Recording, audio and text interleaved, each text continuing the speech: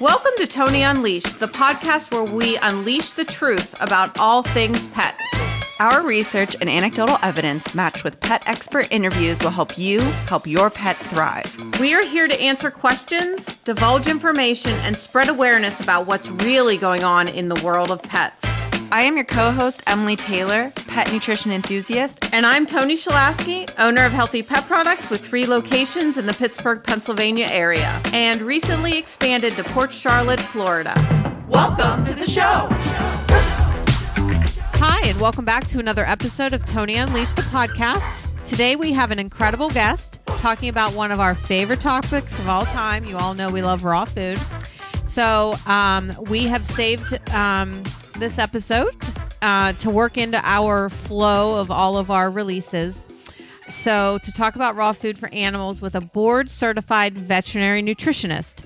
So I'd like to take this opportunity to introduce you to Susan G. Wynn. And I do have to go through a couple initials here, guys. So bear with me. DVM, DACVIM. And Susan is a 1987 graduate of the University of Georgia's College of Veterinary Medicine. She's completed her residency at University of Tennessee and became board certified in nutrition in 2016. Dr. Wynn was in clinical practice for 31 years, most recently with BluePearl Veterinary Partners as their nutrition specialist.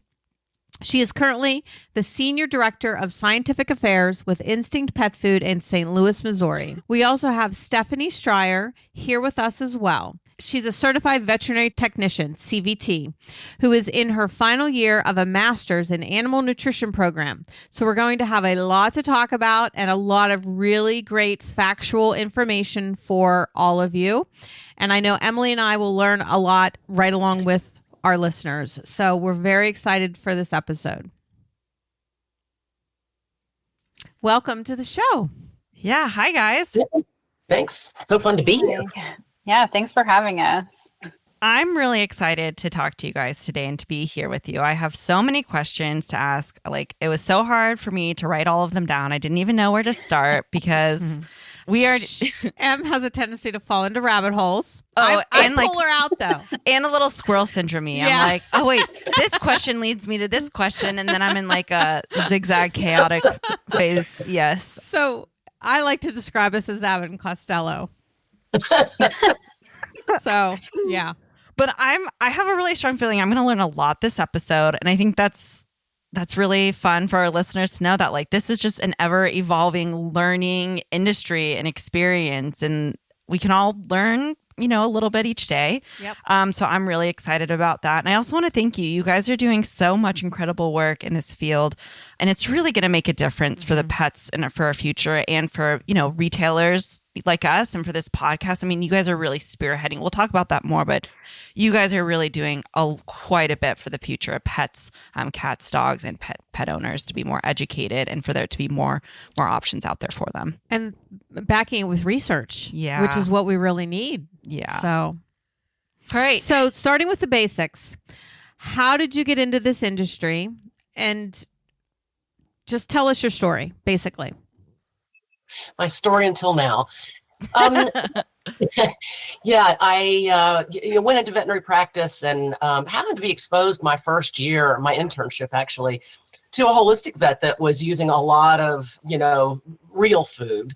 And those impressions kind of never went away. But I was a pretty conventional veterinarian recommending high quality kibbles. I could see a difference when I switched dogs and cats from poor quality to high quality. Thought it was pretty evolved. But then in the late 90s, research was published that suggested that cancer patients do better when they are fed diets that are low in carbohydrates. Mm-hmm. The problem was at that time there was no commercial diet available. So I had to start recommending that people make homemade food to match that nutrient profile. And it was astonishing because people would come back and say, my dog is acting like a puppy again. Why wasn't I doing this from the beginning? And what you have to realize is that these were older cancer patients who were acting like puppies again. And there had to be something to it. And so that sort of began my journey to use more and more, recommend more and more fresh foods and, kind of figure out what conditions were appropriate for using food therapy. So I ended up at Instinct because I felt like this was the one company that was really putting the money where their mouth is, really trying to get some research to back up what the rest of us were seeing, but weren't believed. Susan, do you have dogs, cats, both, one or the other? I have a German Shepherd and 2 mutt cats. Okay. And that's amazing that you started out with a holistic vet. And what were you feeding at that time? Like, was there a pivotal moment that you switched foods? Is there a amazing dog or cat story that was yours at the time or anything like that, or not really?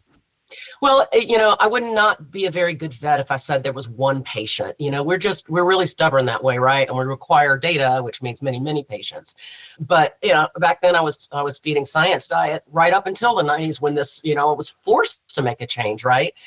And the more I studied and the more I started looking into the effects of processing, the more convinced I became. And so my dogs and cats, I started feeding them pretty much 100% raw, probably a year before I joined Instinct. 100% raw. Sometimes I had to cook because I couldn't get it, but minimally processed for sure for at least 6 years now. Okay. So quite a journey. So, what is raw? What is raw food? And how did it become, from your perspective, how did it become a category in the pet food world today? And how did it grow into what it is today? I mean, that's kind of a 3-part question there, but so that was a lot. Well, I was kind of around when raw was sort of introduced worldwide, I have to say, because it was not a thing until the mid-90s. And then you probably know Ian Billinghurst, a veterinarian in Australia, published Give Your Dog a Bone. Yep. And, it was based on what he was seeing with his practice in Australia. And people started taking it up here and kind of evolving it into many different versions of raw. You asked what is raw, it's not cooked. If you look up, we can have debates about that, but essentially you look it up, it says not cooked. That's what raw is. I think that the category is growing because people are seeing real results. I've been around, in practice for 31 years and an observer for much longer than that. And I've watched many different sort of hero of the year supplements and foods and different kinds of new products that people claim to be miraculous. And you can tell the difference. I was around when glucosamine was new and people said it didn't work and it'll never last. And I was around when probiotics were new. And I think that that's kind of when you can see if it's growing like this, there's a real benefit behind it. And I think that's why raw is growing. A study published a couple of years ago, I had been paying attention to the sort of prevalence of raw feeding in the U.S., which among U.S. dog owners is 30% of dog owners feeding some raw every day. As it turns out, worldwide, over 2/3 of dog owners are feeding some raw every day. It's had amazing growth, and I think there's a reason for it. Yeah, that's fantastic. Yeah, that's really. I haven't looked at the numbers like that or put that into perspective like that. So that's pretty incredible to hear that. It's encouraging to hear that. Yeah, it's encouraging. That's the word. Yeah. So the huge question and issue that we hear constantly from people surrounding the raw food topic is bacteria, fear of infection, fear of diarrhea, fear of digestive upset. What if the dog licks the baby? Yeah. And whether or not it's actually beneficial for our dogs and cats, there's good bacteria, right? So, but that's a huge thing we hear from customers, and we don't shove raw food down every customer's throats, but we make it known that it's an option. So that's one objection that we hear all the time. So if you could talk about this more and the science behind your brand and the safety and any philosophy and knowledge you have to share with us would be fantastic. Sure. And I hope we have a couple of hours in that case. Right. So I guess the safety question is a big one. And when And, people are getting this information from veterinarians usually, and it's because veterinarians have had a lot of training in food safety and what happens when dogs and cats eat food that is contaminated with salmonella and listeria and E. coli and sarcocysis and toxoplasma, and the list goes on. I mean, it's definitely real. There are reports of cats, for instance, developing tuberculosis in Scotland a few years ago from feeding a commercial raw food. So it happens. There are reports about these infections all the time. I certainly have heard people say, number one, dogs and cats are immune and they cannot become sick from these. That's right, and it's wrong. If you have a low infective dose, we call it a low number of these bacteria, and that is combined with a dog or a cat with a very good immune system, yeah, they might not get sick. They probably will still have it in their bodies, and they can pass it along so that the next animal that they come in contact with, or person they come in contact with that doesn't have such a good immune system, they can get sick. So dogs and cats get sick from these organisms. People get sick from these organisms. So it's real. And this is why it is important to use pathogen mitigation procedures, which you cannot do if you're feeding homemade raw. So, and when you look at the prevalence of infection of our meat supply with these bad bugs, and even more so bad bugs that are resistant to our best antibiotics, it's important to do some pathogen mitigation. And so what a company can do, and not many of them do, but what a company can do is use a variety of pathogen mitigation procedures. The best one, the one that is most effective, is high pressure processing, where it's used, it's not cooking. They basically pressurize the food. It should not heat up over, well, ours doesn't heat up over body temperature for sure. And that basically kills the bad bugs, but you have to do a lot more than that. So you have to make sure that you are keeping your plant clean. And there are ways to do that really carefully. And there are ways to do that just basically giving it lip service. The best sort of independent certification that you can get that your plant has the best sanitation possible is called SQF certification. And this is a global independent organization that actually has monitored human food production facilities, and now pet food facilities have kind of come on board. So HPP is the best.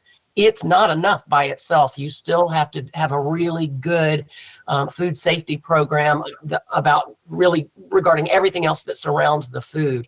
There are companies that think that HPP is not good, which we can talk about if you want to, but they will avoid HPP and use, for instance, probiotics that they say are fermenting and competing against the pathogens, so the pathogens cannot survive. That's been shown not to work as well as they think it does. People are using organic acids like vinegar. That has been shown not to work as well as they thought it did. Bacteriophages are viruses that kill bacteria. That's also been shown not to work as well as they thought it did. So it requires a whole program. So that's the kind of questions you really would like to ask of a raw company.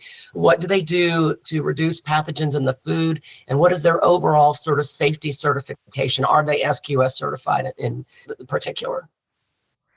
So I have a follow-up question. So you guys have built your own plant to have all control over, your machines and your food safety protocols. I used to run packaging for a brewery, so I was in charge of all of the packaging processes, and I know that's just beer, and I know for a fact how long that takes to clean, to sanitize, and to maintain. And even something just as simple as beer, there's so much room for infection and to spoil your beer so quickly if you don't follow those regular practices and sanitary protocols. I guess my question is, are you a step ahead because you have your own plant? Does every raw company that you've in this world have their own plant? Do some have them produced with a third party? Can you talk a little bit about that if that's okay? If not, we don't have to talk about it. Sure. Yeah, Stephanie, maybe you can help me with this, but I'm not aware of any raw actually. There is a raw co-packer out there. Yeah, there Not is. very many people do that, though. Most people have their own plants or their own kitchens, as the case may be. There are lots of small companies that are just cooking out of a kitchen.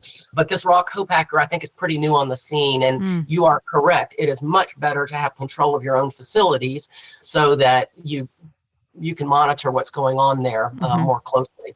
I am not aware that co-packer, the last time I checked, has an SQF certification either. So if you don't have control of your own facilities, it's going to be a challenge to find one that should come up to the highest standards. And when you talk SQF certified, is that something that is readily shared on a company's website? Is it should it be public knowledge?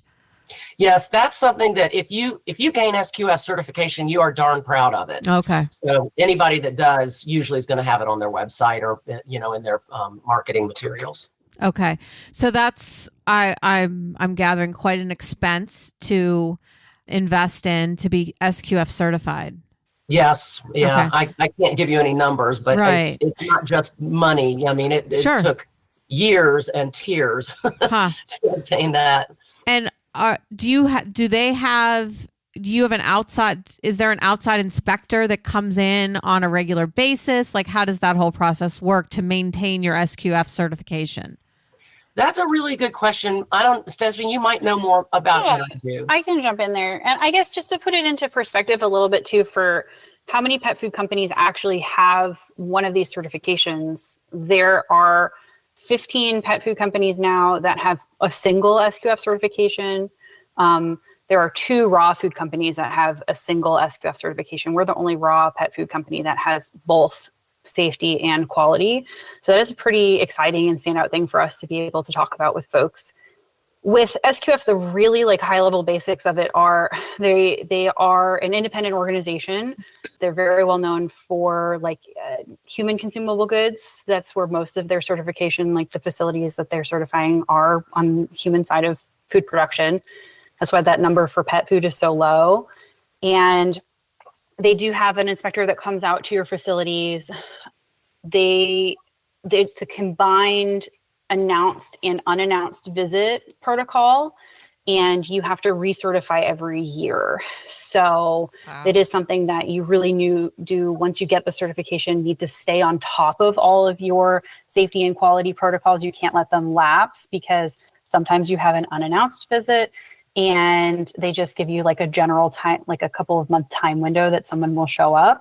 But because you are renewing that every year, it makes it challenging for people to not be dedicated to that certification. It's something that you really do have to stay on top of.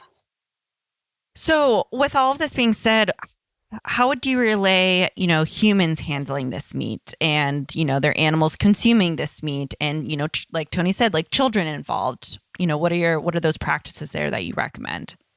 Yeah. So, the first thing is you want the raw company to say that they distribute pathogen-free food. That's the start. You still want to be careful with raw meat. So we also recommend, and it's on our packaging. Last time I looked, we discussed how to safely handle raw meat. And it's like you would handle raw meat. If you are grilling steak or chicken out, you do the same things. You're careful with washing, you're careful with washing hands and utensils, and how you transfer those. So it's the same idea. If you have handled raw meat, you know how to handle raw pet food. Cool.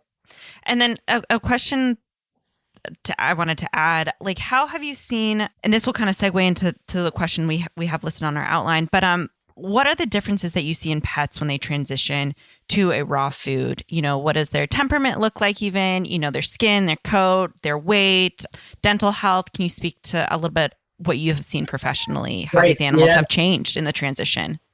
So exciting. That's the exciting part, right? Right. What I saw in practice was kind of what is commonly known among raw feeders. The skin and coat is going to get better. They usually do get more active. They're more sort of engaged with their owners. They're more playful. Those are the kind of the big general features that you see when you switch to raw, especially in middle-aged and older animals.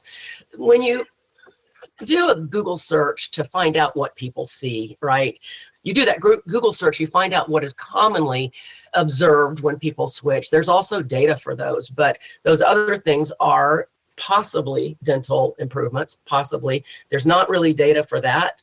And part of the reason is really, that they're going to get better if they're eating raw meaty bones.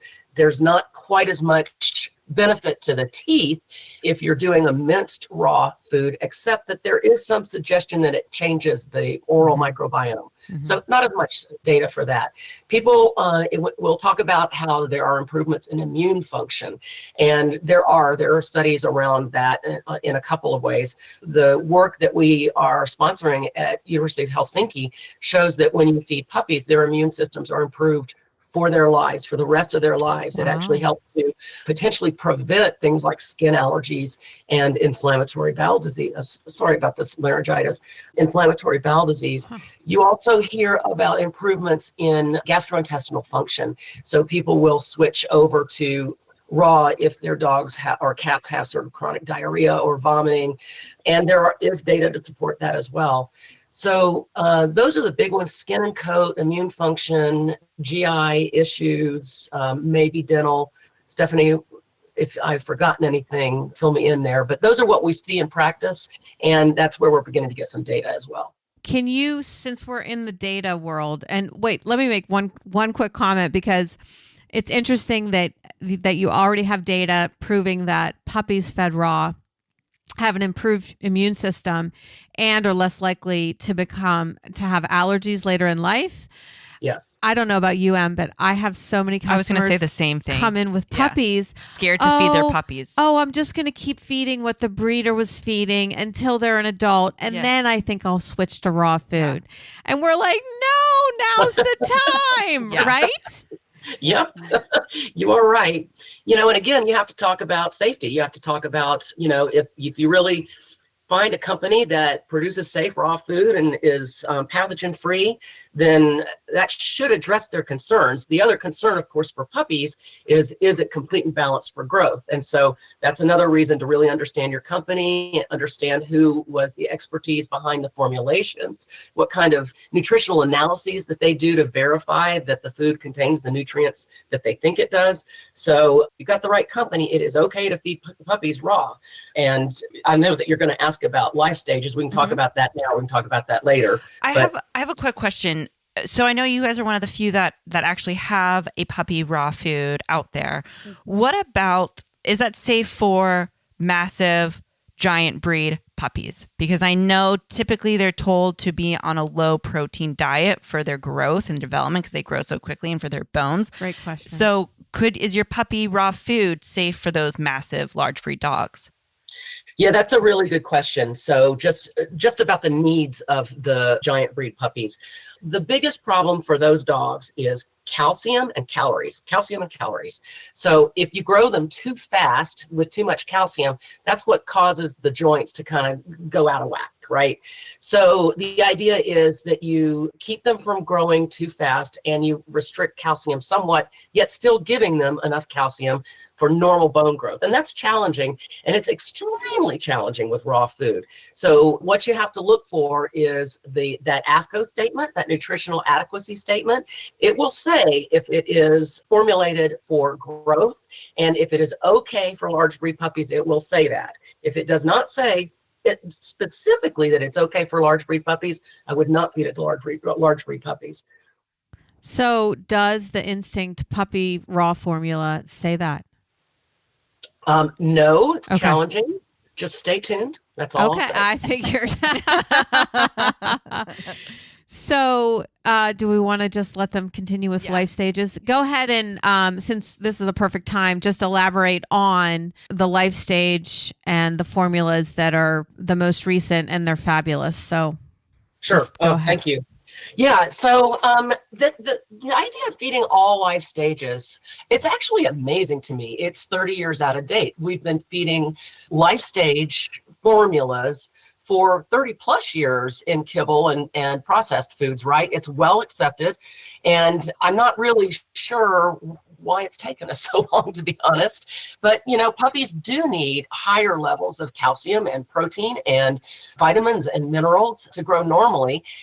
But when you get to be an adult dog, they don't need those levels. And the all life stages sort of idea is, yeah, but it might be better than a smaller amount. And it certainly doesn't hurt. And the truth is it might hurt. I mean, there are a few ways that it might be harmful. For one thing, puppy foods have to be higher in calories. Puppies have a higher requirement for energy. But when you keep that in mind and then go over to the other side and realize over 50% of our dogs and cats in the developed world are overweight or obese, over 50%. Do they really need those really readily accessible calories? No, they don't. But the other thing is, for puppy food, we want to put in higher levels of antioxidants and some other supplements.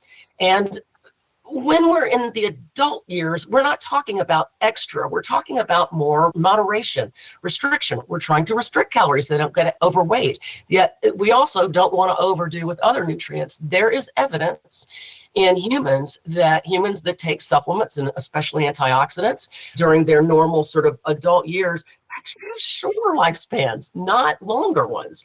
So we don't want to overdo in those adult years. And then when we get to a 7+, we actually do want to come in with specific increases in nutrients like antioxidants and fish oil. And of course, our longevity, we add some other things like MCT oil and lemon balm for cognitive function and turmeric. Those are not things that you want to have in a puppy food.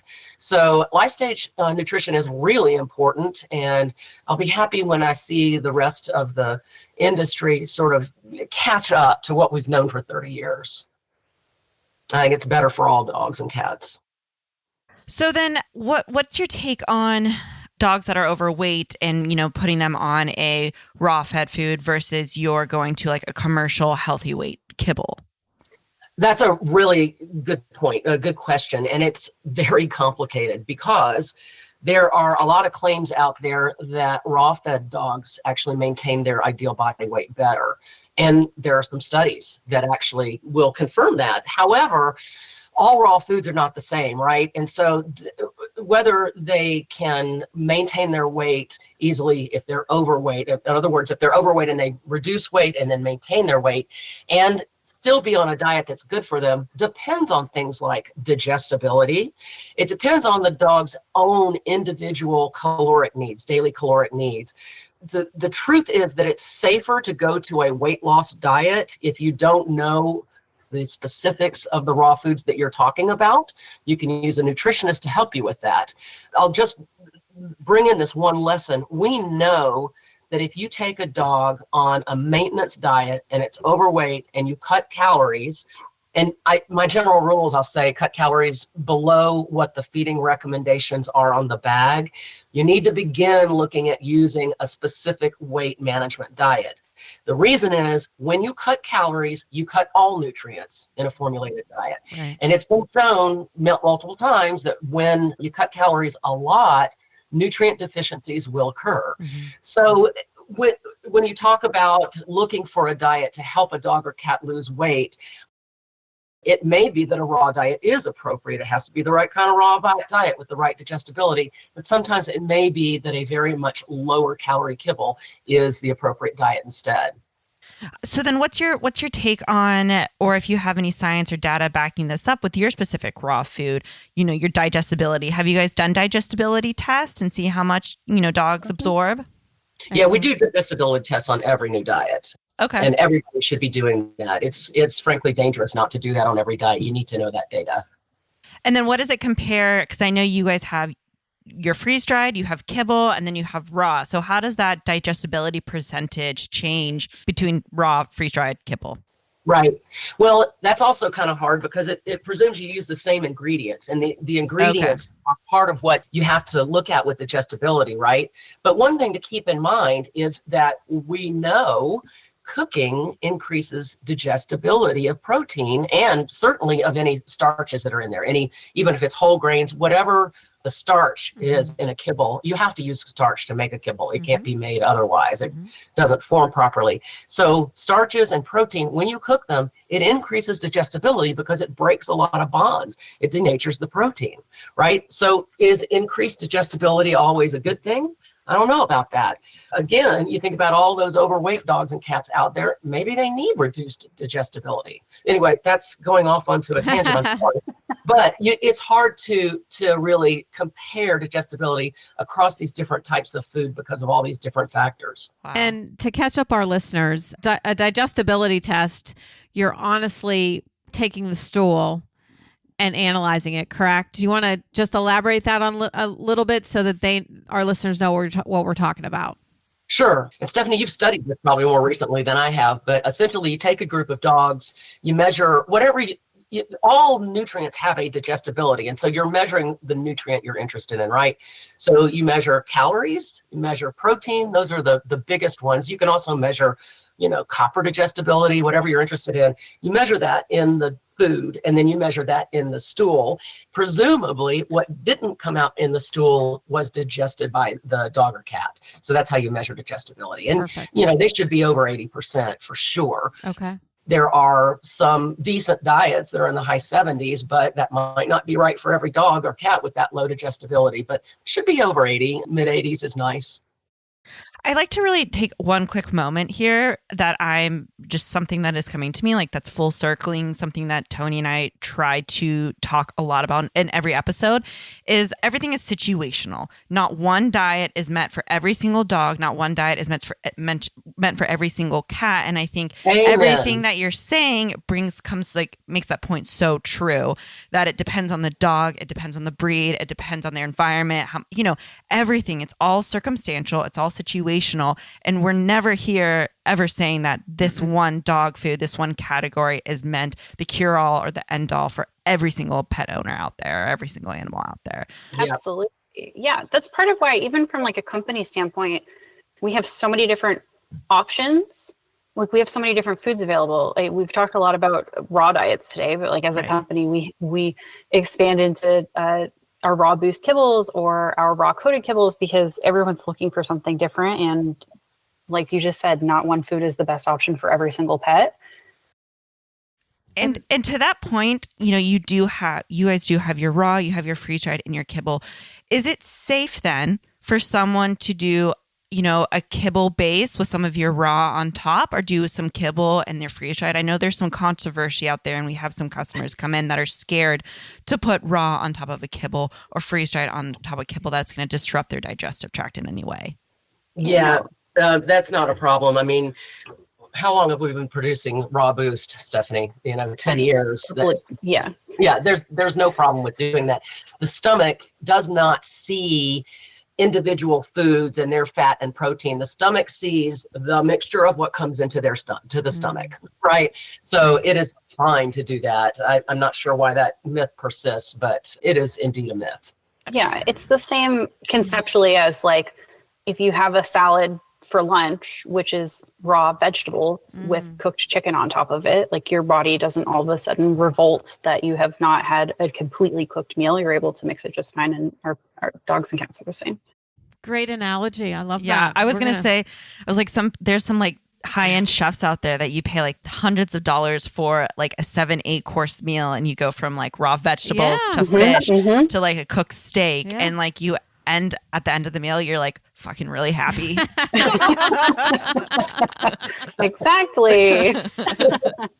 So we do like to keep our episodes under 40 minutes so that our listeners really can get a lot of information and we don't want to lose them. So our hope is that this was a great experience and you come back and we can talk more about kibble and freeze dried. So maybe we can have another episode. Cool. So to round it out, Em and I are on the sales floor almost every day. We're pounding the pavement. We're preaching. We're, talking about raw. We're talking about everything. So we really appreciate the research that Instinct is doing. So is there any other final points that we didn't hit as far as how you're trying to pivot the veterinary industry into accepting raw feeders more? Because guys, I can't tell you how many times we hear that they are just shamed for feeding raw food. So if you just want to touch on that, and then we'll say our goodbyes. And Sure. Sure. Okay. Well, yes. As I mentioned, veterinarians are taught how horrible these pathogens are, and they are not aware that there are any published benefits to raw. That's what they'll say. They will say, if you can make your raw safe, there's still no benefits, and so I can't recommend it. But the fact is that not all veterinarians are interested in going and looking at the evidence supporting raw feeding, right? I am. So we're doing a lot of lectures at veterinary conferences, and we're doing a lot of lunch and learns and webinars, trying to educate them that, number one, there is evidence for benefits of raw feeding. Raw food appears to have an anti-inflammatory effect, and since inflammation is really sort of underlies so many chronic illnesses, especially those that we develop as we age, and dogs and cats do too. Anti-inflammatory diet is a really important concept, and there's proof for that. So we also have to be able to convince the vets that you can make raw food safe, and a lot of that involves educating them on how it's done, and then how to find a company that is doing it correctly. So that's what we talk to them about, and we're always happy to talk about that to anybody. I'd also like to add to, Instinct offers an educational side for retailers. So a lot of us at Healthy Pet Products have taken the tests and the classes and watched the videos and have learned a lot. And then furthermore, you guys offer a really awesome employee feed program for those who have accomplished that test. So everyone at Healthy Pet Products who has signed up has been able to try and use your food, whether that's raw, freeze-dried, or kibble, and actually, see how it benefits their pets. And I will say I have a dog with very a tricolored pitty. So it's like one of those overbred blue pitties that you see a lot of immune issues and a lot of allergies. And she does so well on your lamb food, and we get that every time, and it's really been a game changer for me, because I've always been very scared to hesitant to try new things, and because of your education and because of the vouchers that you provide, I really took the leap, and it has gone so well for us over here. That's such great news. Excellent. I'm so glad she's doing so well on it. Yeah, that's what we like to hear. So I have to tell you, this dog, when she first walked into my store 7 years ago, when Emily first walked into my store with her dog, you could smell her the minute she walked in the door. I know that dog. Yep. Yeah. Right? Yeah. Right? Mm-hmm. Yeah. So, we really appreciate your time. We appreciate, and I've been selling Instinct pet food I've been in business 15 years in October, so I think I've been selling Instinct pet food since day one. Nice. So I really appreciate you really leading the industry and the support you've given to me over the years. So keep going. We need all the help we can get out here on the sales floor. So we appreciate everything you all are doing. Yeah. Oh, absolutely. Well, thank you so much. Yeah. And for folks your listeners and people that are shopping in your stores too, we do have a ton of educational resources, even if it's just going to our website where we have a bunch of this emerging research linked, or we do easy digestible snippets on our social pages. So for sure, give us a follow on Instagram or check out our blog, because there's some fantastic resources for folks there as well. Yeah. Agreed. And pet owners these days are really putting in the effort to do the research. Yeah. Yes. I mean, it's pretty incredible how much research and knowledge they're willing to absorb and to do. Mm-hmm. It's pretty incredible. For doing that. All right. Well, thank you all very much. And hopefully we will talk to you in the future soon. Oh yeah. We'll see you, Stephanie. We'll see you next we'll see you week. at Global. Yeah, definitely. Yeah. All right. All right. Thank Bye, you guys, all. so much. Bye-bye. Thank you.